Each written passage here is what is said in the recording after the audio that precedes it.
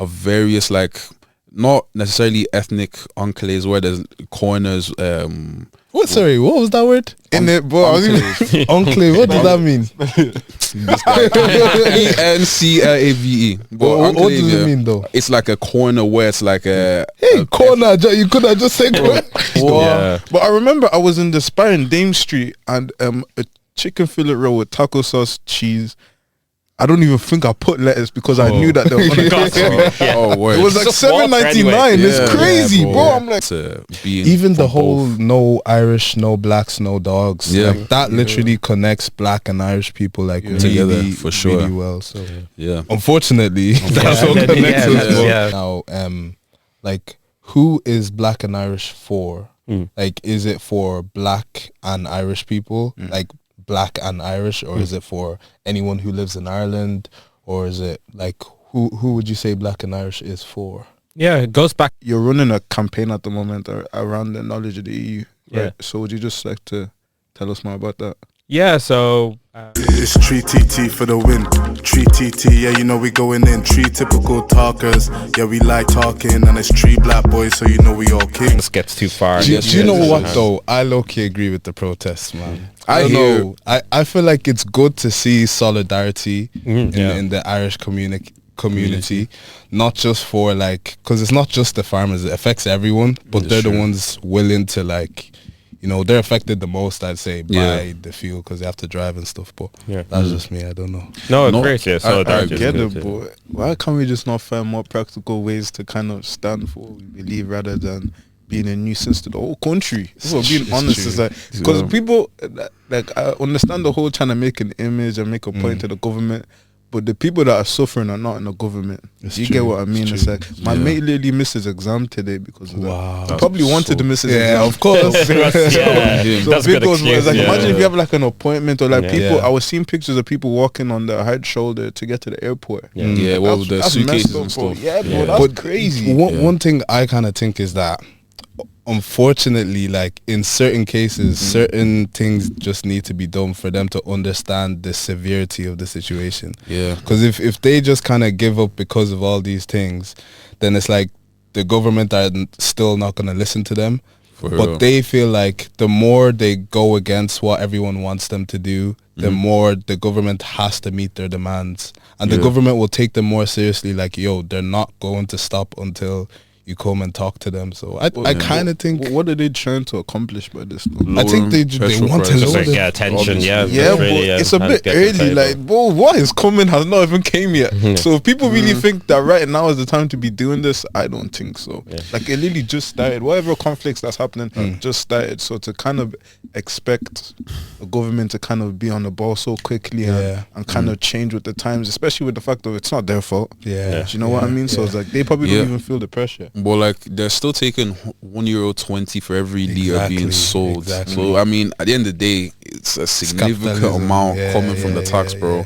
And like, look at the French. You know, the French can riot till... they're known for their... I feel like the Irish are too, low-key. Like, when the water thing happened, nobody was having it. But that was 10 years ago. Like, I feel like there's some things that they just have been allowing for ages. Like, if we had, like, the same sort of energy towards housing, lack of infrastructure, bro, I feel like way more stuff will get done way quicker. And I think that's what's coming out now as well. It's a build-up of all the little things I feel like Irish people have been, like, looking over and just letting the government, you know, slide. But like now it's kind of like, yo, everyone's kind of coming together and being like, the government, we're not having this. Like, for sure, man.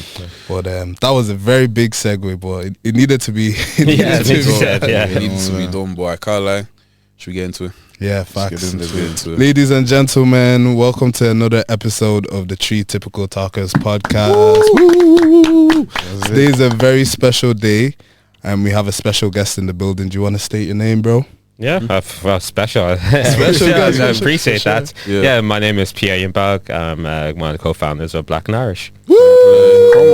Come on. Let's go. Shout out to Black and Irish. It's your boy MGP. You know the vibes. I'm here with... It's your boy Maze, Big Maze. Bow, bow, bow. Ghana's best export once again. Ghana for... yourself. You know yourself. So, How's everybody's week been? How's life?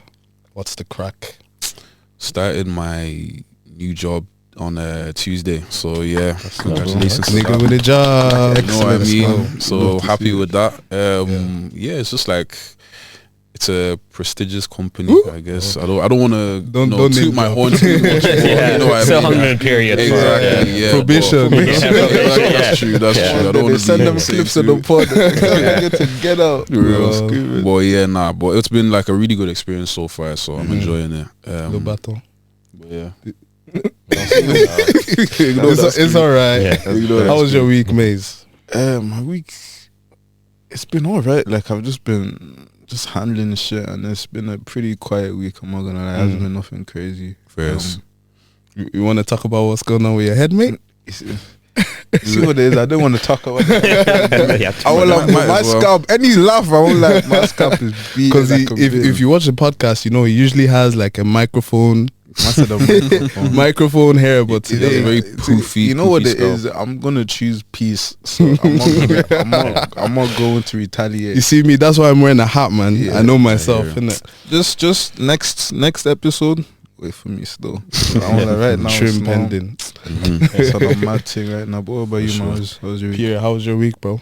Yeah, just for me, just busy weeks as always. Or I almost forget what I'm doing because I'm just constantly doing different things. Whether it's not just Black and Irish, but a couple of my own things. So I just take every day as it comes. And at least it's been Easter, so I got a little bit the bank holiday Monday. Obviously, I was recovering from a wedding actually on the Sunday. So at least the Monday was that easy to get in, and then just get cracking. I haven't been to a wedding either, bro. I went like 5 last year, and I've already done 2 this year. I think that's it. Okay, and then 1 next year. How old are you?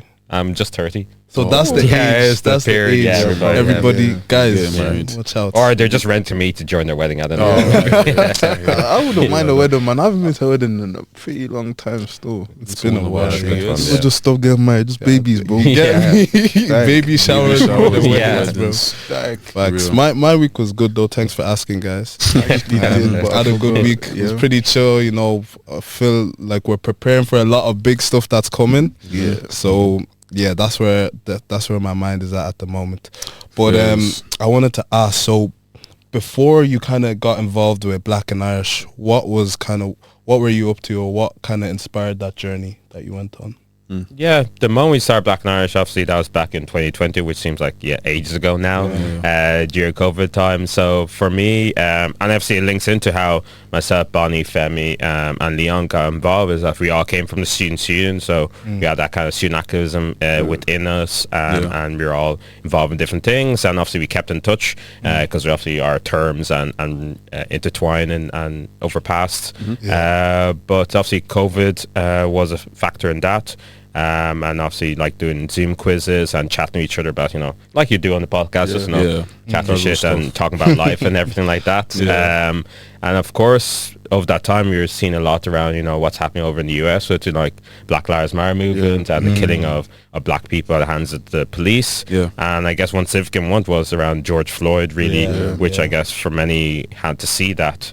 But for us, it was kind of a catalyst for us to realize actually when we talk about racism or discrimination, it's usually like, oh, that's an issue that's over in the US, that's usually over in the UK. Because again, we know Ireland's meant to be, country of Cade Mean Culture, all about nice, good crack and all fun. There's no these kind of issues. Everybody, there's kind of no racism here. But obviously, again, we've been through different experiences, whether being growing up here, being born here, attending school, experiences on on the football pitch or in the classroom. We're like, racism and discrimination exists here in Ireland. So for sure, like we kind of need to do something about it. So we thought, why not? Let's just start an Instagram page and get people think about it more, and hopefully just start the conversation there. And obviously it's come to what we have today, but it's really just getting that started. Before you kind of started, or even on the journey of starting, do you feel like there was any kind of challenges that stopped you from starting, or anything that kind of maybe slowed down the process? Or No, fortunate enough, no. I guess at least we didn't get shut down by Instagram when we started, because it really, shut up in the first couple of days when we started sharing a few of the stories. Like thousands of followers started to just join in. Very significant people, like former Taoiseach Leo Varadkar followed us and liked our page, and many other celebrities. Shout out Leo, man. It was like getting that attention. So I guess if anything is probably if anything slow down, it's probably ourselves, and obviously we're trying to do a lot to try and get more stories, get maybe more traction out there, get more media. Obviously we're mainly just focused on the stories Instagram part before we got into the broader kind of bigger issues aspect of it. So fortunately there wasn't anything at the start slowing us down. And I guess at that time, everybody was kind of locked in, and all you could think about was happening in the world. Of course, now we're on the other side now, where we obviously have all the issues around the far right and everything like that, which is probably slowing us down now more than it at the start. There was, I think, the appetite there, and there is still the appetite, I think, but obviously it was a lot bigger back then than obviously now the challenges that we face today. And do you feel like from the start of Black and Irish till now, do you feel like you guys have kept the same identity in terms of what being Black and Irish means, or do you feel like it's evolving over time? Yeah, both. We're trying to keep it to the core of what we're doing around like storytelling and sharing the experiences and platforming the community and supporting them in many different ways, but also evolving in terms of the issues that we're trying to address and evolve into what we are trying to become. Though at the same time we're trying to organize ourselves in a way, because we can't be everything to everybody and we can't do everything for everyone as well. So it's obviously that's kind of figuring out, okay, what is our role, what is our purpose, and what can we actually achieve. And at the same time, we want to obviously stick to the core of why we got set up and why people obviously are supporting us, whether those within the community. Of course we can't lose them, so again we have to make sure that's core, but also bring allies along as well. So it's a mixture of both, sticking to our principles of why we started, but allowing us to evolve. So for anybody who's watching at home that doesn't know what Black and Irish is, could you tell them what Black and Irish is as a platform? It started as a platform in terms of the Instagram sharing stories. Stories from the community of people, what it's like to live in Ireland, grow up in Ireland, and their experiences. And we're about to sharing the good, bad, and the ugly, and the amazing. So just people to become more aware of that. And then over time we just evolved into, I guess, an advocacy community group. Trying to focus on those issues of racism and discrimination, whether in schools, around tackling that and having the conversations around that to make it a bit more inclusive schools, partnerships that can obviously support the community and give them platforms, whether it be in music, arts, in media as well, and then just doing other kind of events that bring the community together. So of course you would know about our award-winning Big Awards. I came up with that name, by the way, just CEO right here. So the Black and Irish Gala Awards. Again, that was something that, again, to bring the community together and celebrate our community, because again, that's one of the things we notice, that there's many people out there, people do amazing things in education, in the community, and sports, music. But they don't get recognized unless they make it really massive, and they might get to the Mobos or something else like that. But why can't we have our own awards that we can come together, or just an excuse to go out and get glammed up and suited. So I think it's important, like you said, the good, bad, and the ugly. I think sometimes maybe we focus too much on the ugly and the bad, and we don't give enough attention to the good. Again, recognition and acknowledgement of the Black and Irish people doing good stuff in the country, the talented people, and a platform to just appreciate them in their own country. For sure, but it's also, as you guys say in the Instagram, it's highlighting our successes and our struggles. Struggles and successes, So it's very important to have both sides of the coin. You know what I mean? Balance. So a balance of it. For sure. I wanted to get into this segment. So what would you say being Black and Irish means to you? I'll ask everybody here. I want to start with you, Pierre. Yeah, no. So I guess firstly is that I'm originally from Cameroon. So so that's where I was born. And I came to Ireland in 2002 when I was like 6 years old. So I was pretty much a baby at that stage. Yeah. So obviously I remember a little bit about Cameroon, but not too much. And of course I go back and forwards a lot more recently. But Ireland's really all I know. And obviously I became an Irish citizen back in 2015. But being black and Irish has enabled me to like recognize that, one, I can be proud to be Irish and celebrate that and be proud of that, even when it comes to like the sports. And obviously I won't talk about the football recently, but again, you take the good with the bad again when it comes to Ireland, but also not neglect my African heritage. I was born in Cameroon, I can't forget that and I can't neglect that, but it doesn't mean that I can't, one is better than the other or one I'm less than the other. I can obviously be able to appreciate both of those and really be proud to hold those two identities. So 100%. It's just to remind me kind of each day that this is who I am. 100%. Me? Yeah, we'll go with you. Black and Irish to me, being black and Irish, I guess it's an identity, but it's also an experience that's very unique. So I feel like there's elements of, if you involve yourself enough in the black community and in the Irish community, you can kind of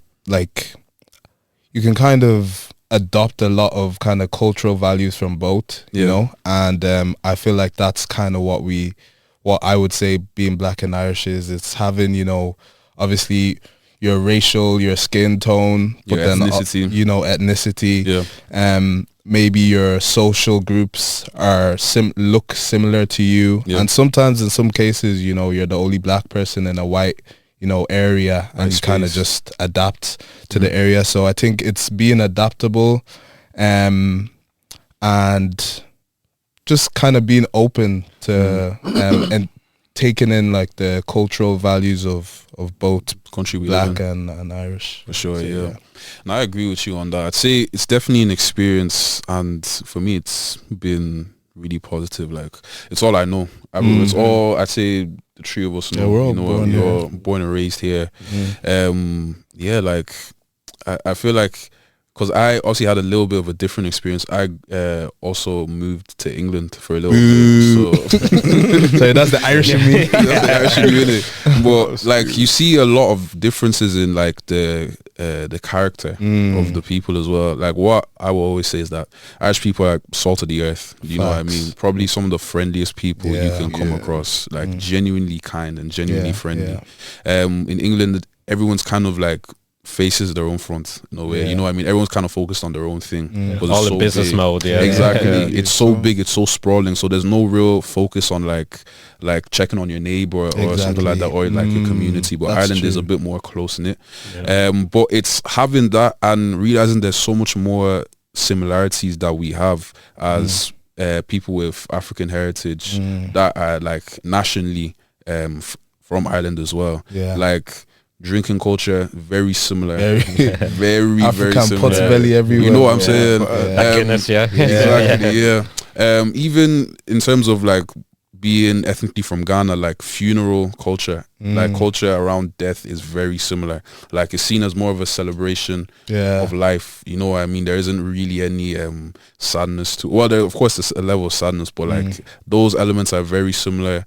And just being there's one thing I want to say, like the colonial mindset as well, like being former colonies ourselves. So it's there's a lot of similarities packed into being even the whole both. No Irish, no blacks, no dogs. Like, that literally connects black and Irish people like together for sure. Really well. So unfortunately, that's what connects us.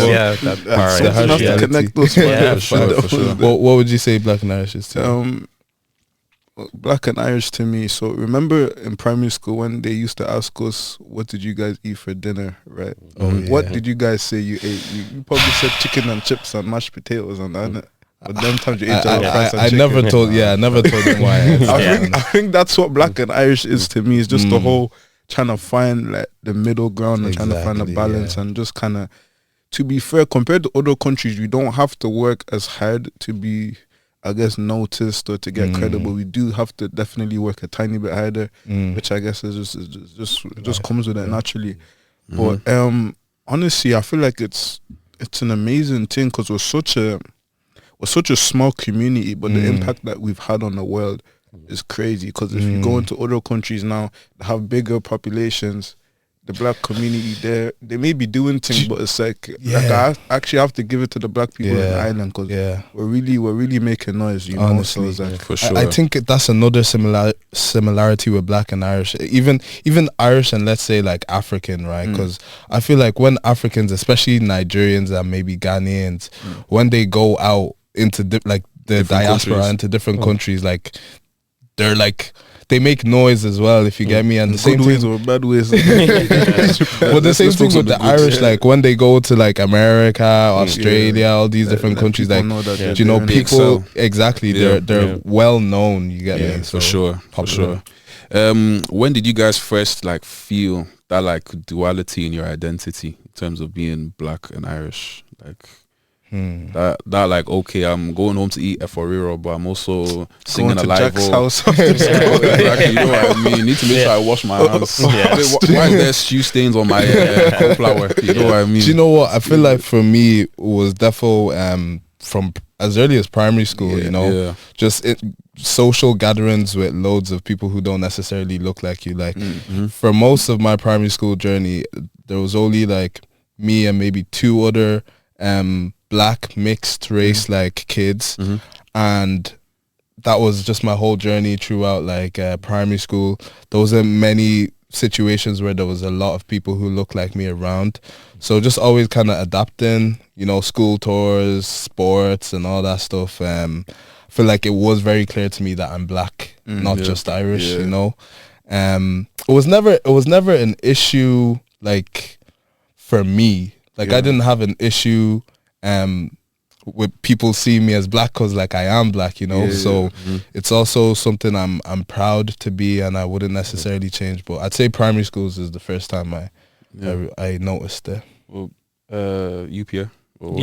Similar like that. Went to primary school where the first one I was the only black person there, and I guess different in primary school. Like most cases, kids are just curious, but they're not in any way malicious or it's not that. Sometimes when you get to secondary school, where I guess the things are different then. But I guess even at secondary school, in particular, I went to school in Longford 2 years. Shout out Longford. Wow. No way. Small world. Longford town. And that was my first kind of diverse school there where, I wasn't the only black person. So I guess I didn't stand out too much. But we guess we still naturally stood out because we're always going to be in the minority in some cases. So that's when I recognized there itself that was black and that was different. Again, I shared like my story on Instagram, and like obviously the schooling wasn't as bad or extreme as maybe other people had. Obviously the N-word being picked on or your hair being touched and things said on the sports field. So I'm fortunate enough I didn't have as rough upbringing or schooling. But again, that was just a reminder of that. I was different. Did anyone ever call you guys the N-word? 100%. Bro. I've been called so many times. I don't know how many times I've been called it. You forgot your real name. Honestly, that's reality. It doesn't bother me though. Like I feel like honestly, that word has no power over my life whatsoever. Like I don't. Maybe it's a good thing, maybe it's a bad thing. I don't know, but it's like that word really doesn't. Like it doesn't get underneath my skin whatsoever. It's significant though. Like there's a lot of people's experiences that haven't been as friendly or as good. Like being in school and like either primary or secondary, even up to college. So there's a lot of people that may be less exposed and they don't really know how to interact with people who may be a different race, ethnicity. You see, that's the thing with the people who say that word when they come across a black person. Like there's a real like lack of education that they must have where they've been like indoctrinated into this idea that a black person equals this, you know. And sometimes I feel like they do say to get a reaction, and the reaction that they're talking about, like the reaction that the aggressiveness and stuff is what they're trying to like get out of you by saying those things. So I think it's just rage bait, to be honest. Now that I think about it, I don't think anyone has actually said it to my face, but they've said it knowing that I could hear them. Yeah. You know? Like, sometimes I don't understand. It's like, bro, the word is not that great. Like, why do people want to say it so badly? Like, I'm so confused. And then in my school, did they used to do N-word passes in your school? Bro. That shit was so wet, bro. Like, or just so saying silly. It because, or singing a song and just making sure they specifically say that word. So stupid. As if they're shouting it, like the rest of the song is just normal and then they shout that word. That's the only lyric they know. Like literally. Oh, stop. This is a mad segue, but we're gonna get into the EU segment. Well, I think let's talk politics. That one. That's the word. So not Diddy. Shut up. Okay, cool. So we're gonna talk about the EU now, and so we're gonna start with what people don't understand about the EU.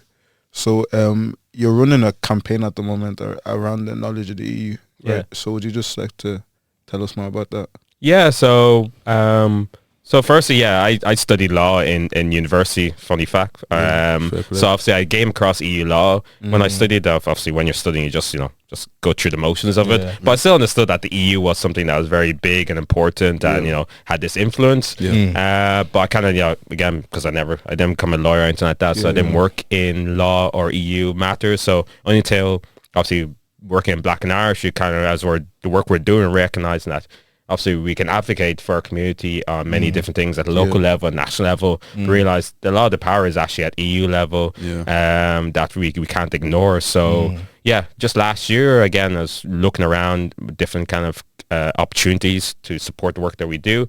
I came across this initiative by the Department of Foreign Affairs and Trade called Communicating Europe Initiative. And it's in the name, kind of communicating what the EU is and Europe to the nation. And just thought, why not? One, it's a grant, we can use it, and two, it's something different we can use, and again, in a way to maybe educate myself again, and hopefully wider people that the EU, it may be just over there, but also has a big influence in our daily lives that some of us maybe have even forgotten. That a lot of things that we have to this day around the food we eat, how that's safe, the annoying things like GDPR and all those that's all come down from the EU to enable us to have the life that we have, really, in some ways. For sure.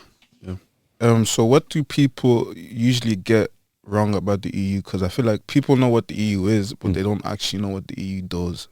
So would you just tell us about that? I guess one of the simple factors is that obviously EU is the European Union, and then there's Europe. So obviously Europe is made up of, not to ask me to name all of them, but 44 countries. But the EU as a whole is just it's the, I guess, amalgamation of some of those countries who've come together as an agreement. And obviously that came out of the World War II in terms of that kind of agreement between a number of countries that we have to have collaborations work together. So it's now 27 countries. Of course the UK left, so they left the EU, but they're still in Europe, and then like Switzerland, they're in Europe but they're not in the EU. So again, it's those kind of different things that's realized. But EU really is this massive beast in terms of the Parliament, the Commission and the Council, in terms of how they organize itself, and they make agreements on funding, on laws and regulations that enable us to be able to work every day, or like I said,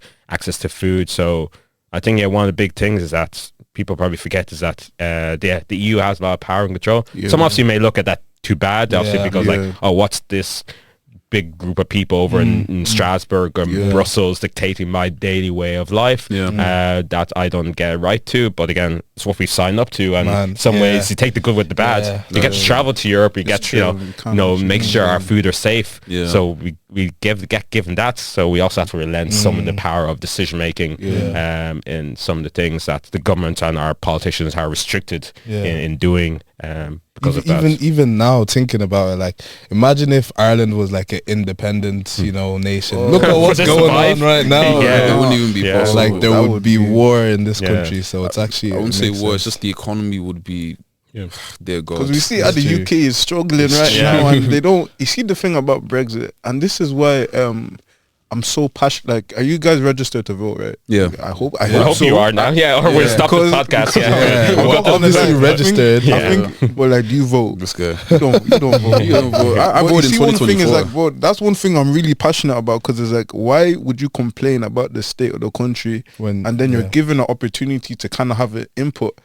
Even if it may be a tiny bit, it doesn't matter. Input's an input, and you're not even taking the opportunity. To me, that's so stupid. Like, when people complain about the country, the state of Ireland, I ask them, did you vote? They say no. Shut up. Do you get what I'm saying? Because you had a chance to pick something, you didn't want to choose it. And I think that kind of brings me back to Brexit, because obviously with the Brexit, it was mainly under 50s voted to stay in the EU, and mainly over 50s voted to leave. But the problem with that was one of the main issues with Brexit. Is the problem is it's not a short-term thing. So by the time some of these things are actually implemented, these guys are dead. Do you get what I'm saying? So it's just kind of like, there's one statistic, I think over 10% of the population that voted to leave are now, they passed away. Wow. So can you imagine how long lasting that impact is on the economy? That's the problem. Young people don't vote, and I don't understand people didn't why. do the full assessment of the impact. Like, we'll leave and we'll get all this. Obviously, there was a lot of misinformation and campaigns, but knowing how much, like, they obviously feeling now in terms of travel. Now they actually have to bring their passports to get anywhere and get visa as well. Obviously, for us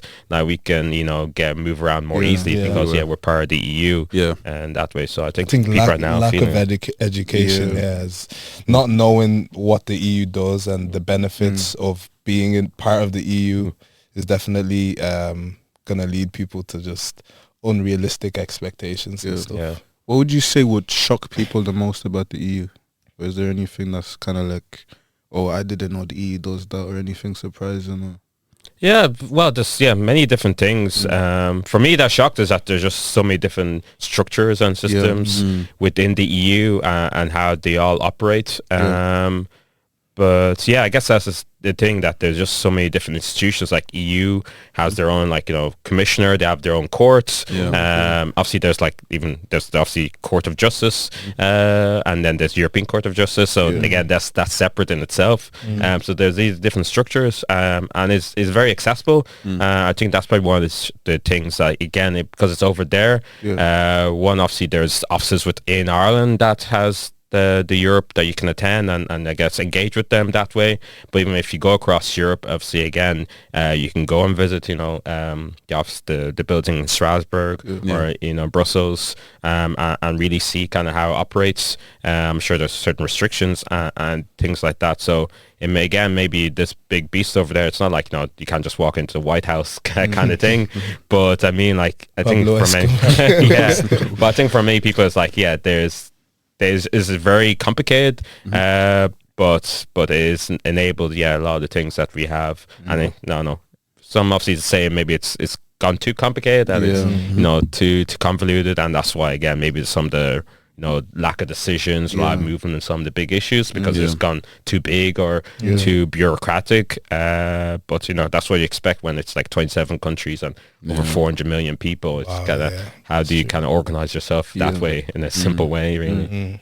And obviously, to kind of tie it back into the whole campaign thing, why do you think people feel disconnected from the EU? I think it's two things. One, it's because for us here in Ireland, we're kind of out in the ocean here, and Europe is out there in the mainland. So you kind of forget that, sometimes we're part of the EU because, we're not in mainland Europe itself. So you go obviously experience what it means to be part of the EU or the European vibe and all that aspect of it. I think then the other part, I think, is maybe a bit of complacency in some ways. Obviously, we all see Ireland joined the EU in 1973, so all we've been born into is the EU. Like, a lot of us didn't know. Obviously, there's people who were born before that, and obviously all of the developments to Ireland, like you pointed out, to Ireland wouldn't be what it is without the EU development. But I think we've kind of just accepted it and just become part of it, and even they have to put out signs on the roads and things to say this is co-funded by the EU, but we probably just don't even notice that. The fact that, again, this is possible. So I think, but I think one of the biggest things, and again, why we wanted to do this campaign was to remind people that, you may be Irish, maybe black and Irish, but you're also black and European, and you are part of the EU. So don't forget that. And there's you have a voice there. You have a role to play, and obviously it has influence on our society. So let's not just ignore them, and make sure they don't ignore us as well. That's a key thing. Because I even think Irish people take advantage of being part of the EU, like with the amount we travel, like the amount we leave this country. You don't even know why you even go to England. Literally, it's crazy. Hey, you. Are you watching right now? You better be. Like, subscribe, hit that notification bell. You better. 3TT to the word. Who actually has the power in the EU and who doesn't? So like, is there like a sole person that makes the rules, or? Well, again, there's different structures, and they all have different roles in terms of there's obviously the EU Commission, and there's the EU Parliament, and there's presidents for each of those. But I think one of the things I've recognized that, of course, we have our Taoiseach, and we have our ministers, and they will go over to the EU, and obviously they'll say things, come out with statements, they'll have meetings. But like unless you're actually in Brussels and you're in those buildings permanently, you're not going to have the same influence. So it is the permanent representatives. That's what they're called, but they're effectively the ambassadors for each country. So Ireland has one, obviously. Each EU country will have them, so they're based there, and their job is like negotiate, have those meetings, side chats, relay those kind of information, and then obviously we elect. Again, back to the election part, we elect our MEP. So again, they're permanently there, so they will be the ones that will influence, be part of committees that pass those laws and regulations. So they really hold the power compared to like maybe your Taoiseach or minister that will go over, say a few things. Obviously, they'll say things that will influence what maybe the sway of what Commission as a whole will make, but ultimately when it comes down to the nitty-gritty of it, it's those people who are in there on a daily basis, making those working on those legislations. That's the power, and of course for us is that how we can engage with them so that we can influence and make sure that they represent our voices. If sometimes our government doesn't, maybe we can just sidetrack and come around the other side, go around the corners. And do you think black communities are represented in the EU?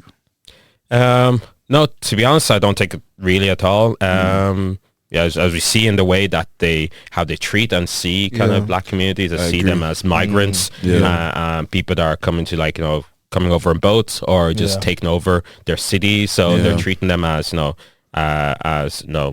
like aliens, or if you want to use that term, or just these people that they want to deport and get rid of. The liability. And therefore, I don't think they see that representation. And it goes back, I guess, earlier point in terms of obviously Europe not recognizing their colonial past. So obviously that's embedded within obviously the institutional bias and racism in some of those institutions. So obviously that feeds into like the regulations. Obviously there's big discussions around migration laws, and there's this massive new migration pact that a lot of the EU countries are signing up to, which will have like detention centers and the way they process, migrants that are cross borders. And again, so when you have laws that really wants to send you back and treat you as basically like aliens, I don't think their voice is represented there at all.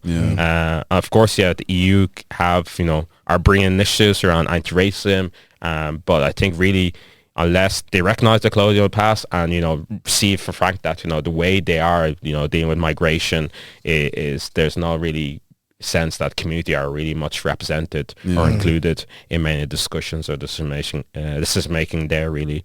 For sure. I do feel like in terms of racism in like the EU and EU countries especially, I feel like the darker your skin tone, the more likely they're perceiving you as a threat, and that's what usually happens. I was watching a video of this kind of German vlogger, and he saw black, I think they're probably from Senegal or something, trying to sell drugs and stuff, and he was just kind of like, get these people out of our country and did all this type of stuff. But it's like, it's him being a drug dealer is not a representation of every black person, and like there's also German people who probably sell drugs that you wouldn't, have the same reaction to. You wouldn't necessarily be like, get them out of the country. You'd more be like, get them to stop selling drugs. So it's like people shift the goalposts of what the problem really is. When, you know, the problem is the problem, not necessarily the race. Or even who's doing it. Well, I mean, it depends on the situation. But okay, I remember what I was gonna say. So obviously it's crazy to think that how obviously we're adults now. Young adults, and how we're so out of touch with politics, and a lot of us wouldn't even know what's going on in the world, or it's like people probably don't read the news. That I think they said if you want to hide something from this generation, put it in a book. It's direct, like we're actually so out of touch, and it's just funny when people are bringing up this whole like plantain topic discourse. I don't know if you heard about it, when we're always talking about the same thing, like 50-50, who's paying on dates, da-da-da-da. Is chivalry dead? Or stuff, and all those stupid questions. But it's crazy because it's like people digest it so well. They digest it. Like, we'll see how well this episode does. And we'll actually see all these plantain topics. But for the people who do feel disconnected with politics, it may not only be the EU, but even with Black and Irish and just like local politics, is what's one step or small steps that people can take to kind of be more involved and gradually educate themselves about these topics and stuff. Yeah, I guess if it came to like the EU, I think if they have the opportunities to go and visit and travel, and I'm not saying just go to like Brussels or Strasbourg, obviously. Amsterdam.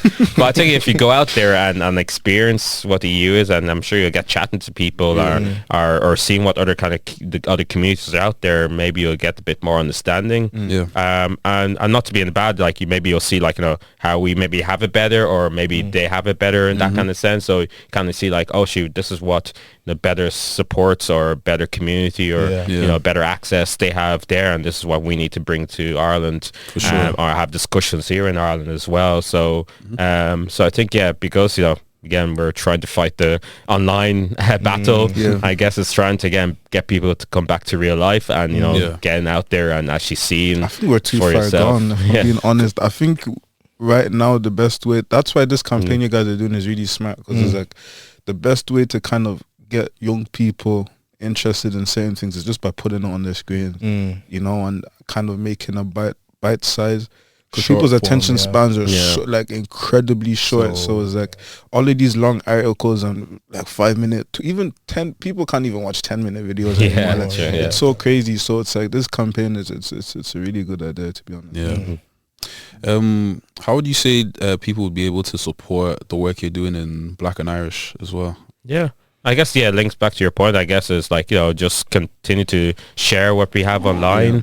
Again, I know we have a good following, but, you know, obviously that's only a touch of the ocean. There's still people I know meet every day that have not heard of Black and Irish and not seen the work that we do or our content. So the more people that share it, will like and share that kind of thing, more people will see it, and therefore more the message will get out there, and hopefully that'll again open up more opportunities, like what, you know, through the Department of Foreign Affairs and Trade, the support that we're getting, that we'll get access to more supports, and therefore maybe we can take, you know, people over to Europe and do different things like that, or support more of our community that way. So but that's the best way. Obviously we're still like non-profit organization, and we're trying to get more support so we can do more that way. But the simple thing is just like share all our stuff so more people can see.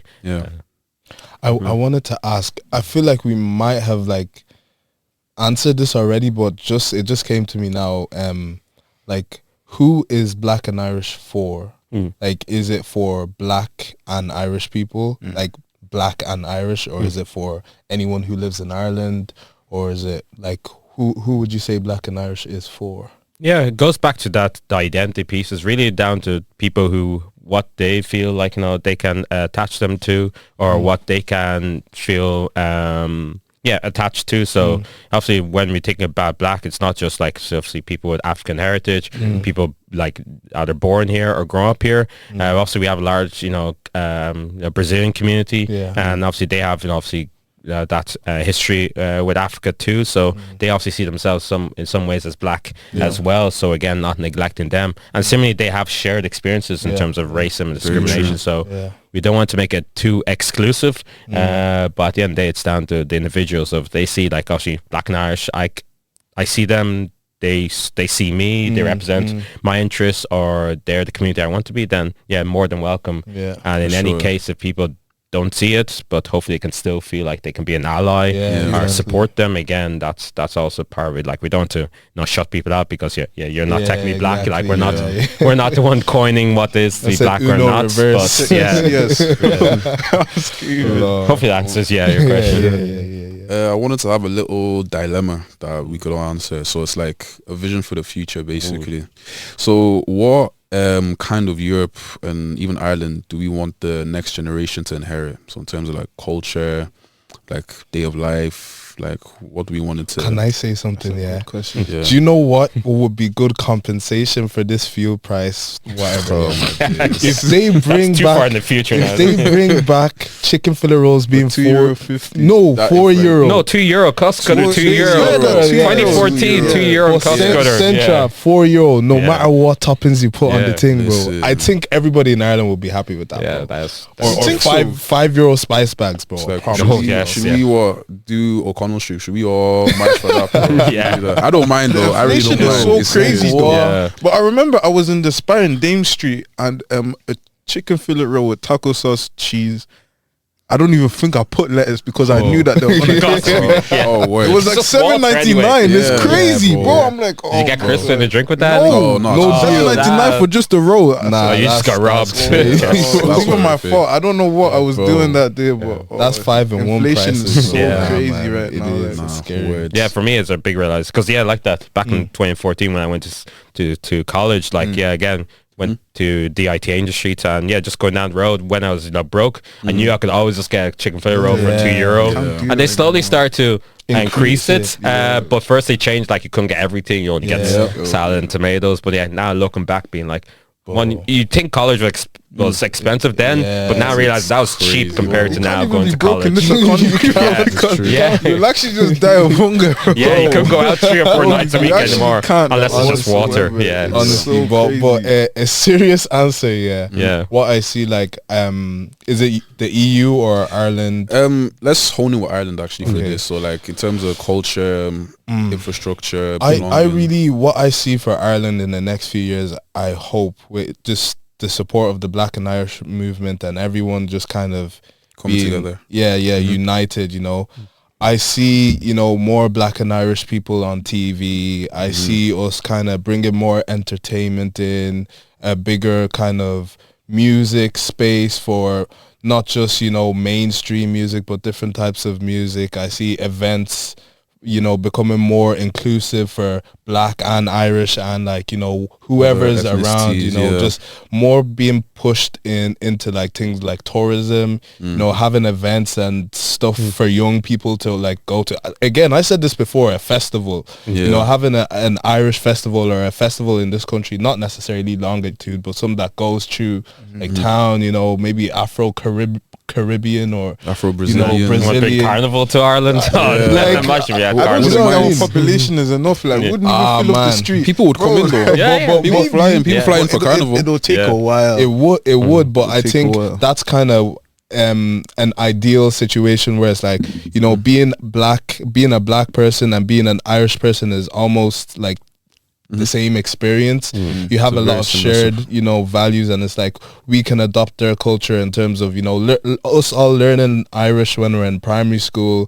And we did a video basically, it was one of those like street interviews, and Irish guy came up to one of the, it was, do you know Mick? I don't know if you know him, Mick Mideros. He does content and stuff. And I asked him, I was just asking him a question, and someone, I was asking him a question about Paddy's Day, and an Irish guy came up and he was like, what makes you Irish? Like, why do you think you're Irish? And Mick said to him, on will to Leafa. And he starts going, on will Cadago. Like he didn't understand what that meant. And it was just so ironic that someone who's actually Irish doesn't even speak the language. And then someone who an Irish person doesn't think is Irish speaks more of the language than you, So I think us adopting the culture and the values of this country and them kind of taking in, the shared experience of us being, a minority, which is something I feel like they do relate to. I see the future being, more inclusive, inclusive and more united. For sure. Pierre, for you, what would you say? Yeah, no, just to add to that, I think, the future where, a simple fact that you don't need to go searching for an Afro barber or Afro restaurant or Afro nightclub.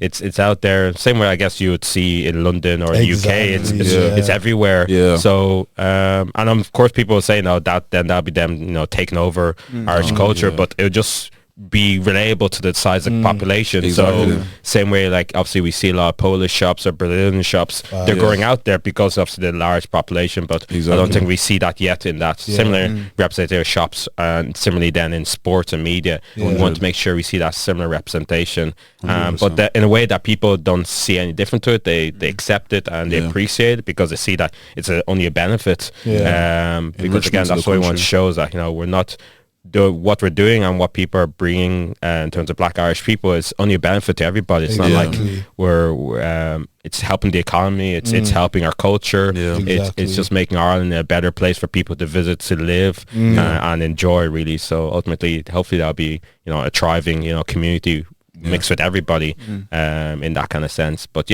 don't have to Google and search for Afro restaurant, Afro shop. That'd be a key thing. Heritage on every corner. Anu's Kitchen, boys.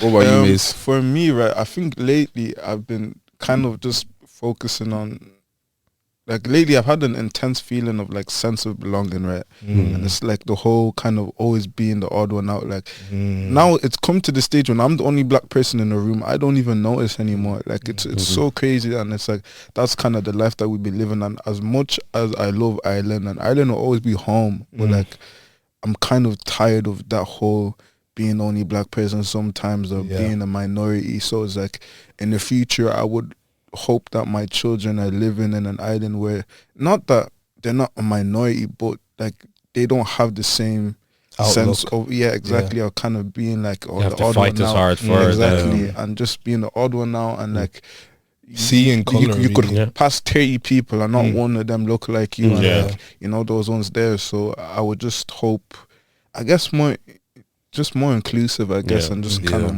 not. I don't want to say more of us, because now they're gonna say, want to take over and all these things. But it's like I guess more diverse. 100%. What about you?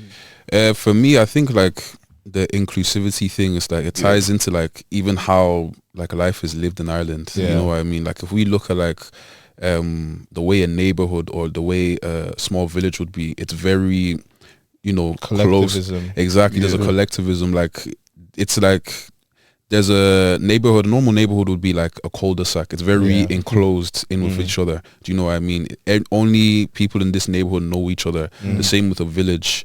And there's a lot of isolation because there's not really easy ways to get from one place to another due to a lack of infrastructure. Exactly. So I feel like a future that will help everyone in Ireland is one, like a big boom in infrastructure, which allows that talent, opportunity, skills to have an easy way of finding each other. And we just want that metro, really. That's for sure. That metro, they need to build it. You know what I mean? They need to build that yesterday, and that children's hospital as well. The children's hospital is almost finished, isn't it? It's not finished. Last year almost. 14 years, I go past it, because I don't go town, but when I go town, I pass it, and I'm always surprised of how much is like so much has happened, but so little at the same time. Exactly. Now, but to finish it out, like I think a future Ireland allows for a various, like, not necessarily ethnic enclaves where there's corners. What was that word? In it, bro. Enclave. What does that mean? ENCLAVE. What does it mean though? It's like a corner where it's like a corner. You could have just said corner. You know how it is, but like it's where like there's a majority of like ethnicity or race that's in that side, but there's like a mix. So like we look at Dublin maybe in 2050, 2060, like we can walk throughout Dublin and it's more polycentric. Like there's various different centers and they all have like the sprawling with culture, you know what I mean? There's high streets with like Asian shops there. There's like there's an African shop there, or there's a Brazilian shop there as well. There's a variety. There's a lot of spice in life to the city and to the wider country as well. I just wanted to enrich the country. You know, even you saying that is like, it makes me think one way maybe native Irish people would understand like this vision is like the fact that you see, let's say in Boston or like places where there's a lot of Irish people, like there's things for them there. You know what I mean? There's pubs for them there. Yeah. It's the same thing that we would want for ourselves here. It's like, if this is where we want to stay, it would be nice for us to have things that represent, you know, our culture. Just a piece of back home. Exactly. Just to make you feel a bit more. There's an Irish pub in almost every country. Exactly. You know what I mean? It's someone like ambassador or like residence. You know what I mean? It's embassy, like exactly. It's not too much to ask for like a place where I can buy what's called it, and like sponge or like a sponge or something like that. It's not too much, but yeah, you know. But I can't lie, it's the future that we're building for sure. A gigi bread, can't forget that. Or chin chin, you know. I guess. But do you want to close out? Yeah. So there's a question we like to usually ask, but I'm gonna ask you 3 questions, but we'll try to keep them short and sweet. Yeah. So the first one is, what advice would you give your younger self in Ireland, or what advice would you give young kids growing up now in Ireland as Black and Irish? I guess obviously the world is just evolving and changing all the time. There'll be conflicts, AI, and all the kind of social issues. So I guess advice is just, you know, I guess I'll understand those challenges and understand those issues, but ultimately just be yourself, and you know, do the things that you enjoy.